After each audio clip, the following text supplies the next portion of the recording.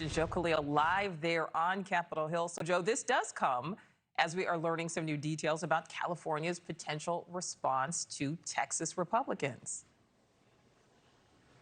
Yeah, that's right. As these Texas state Democrats for the second day now are delaying this Republican special session to focus on approving these new maps, what we have learned is what the sort of Democratic counterpunch is going to look like. This plan out of California to redraw their maps. California Governor Gavin Newsom and state California Democrats there have circulated this memo that specifically targets 5 Republican districts in their state and plans to shift them to potentially become Democratic. So take a look at this list here. Members of Congress, Ken Calvert, Darrell Issa, Kevin Kiley, David Valadao, and Doug LaMolfa, all 5 California Republicans whose districts would be redrawn under this Gavin Newsom plan, and they would be redrawn in a way that would incorporate a lot more left-leaning areas into their districts. That means potentially thousands and thousands of new Democrats voting for them, and that puts all of them at risk. Now, I want to pay attention to the number here, because the number 5 is very important.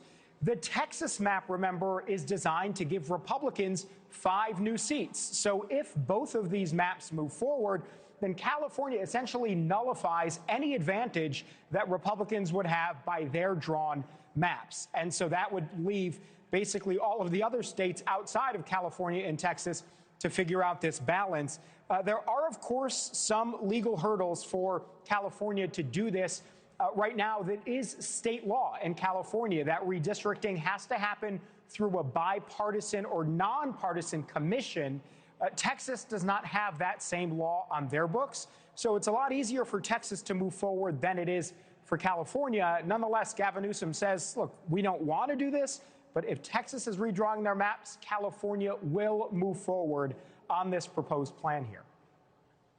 All right, Joe, so we know that Governor Abbott has authorized the arrest of these absent Democratic lawmakers. He's even threatened to expel them from the legislature. How are they responding today?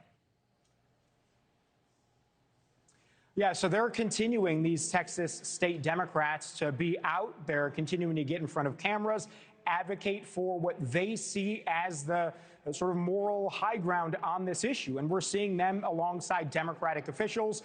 Governor Greg Abbott, however, says what they're doing is wrong. He says they're obfuscating their responsibility. He says they need to come back to Texas. And he actually has threatened not only to have them arrested, but also to have them removed from their seats. We haven't heard from him today, but this is what he said yesterday, shortly after Democrats left the state. He says Texans don't run from a fight. They face it head on. These Texas Democrats that fled the state are not serving Texans. They're serving themselves.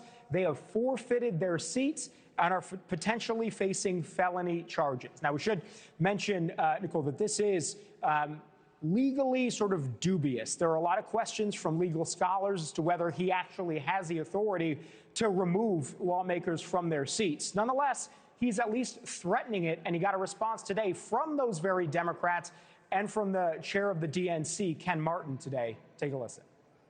Yeah, Democrats are going to fight this tooth and nail, and until the will of the voters is respected. This is not the Democratic Party of your grandfather, which would bring a pencil to the knife fight.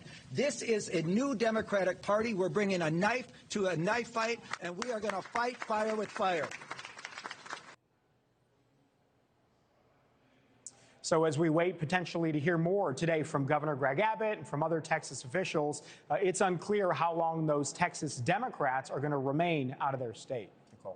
All right, Joe Khalil live there on Capitol Hill. Thank you. Thank you for watching. Subscribe below and download our NewsNation app right now on your phone, and you will get fact-based, unbiased news for all Americans.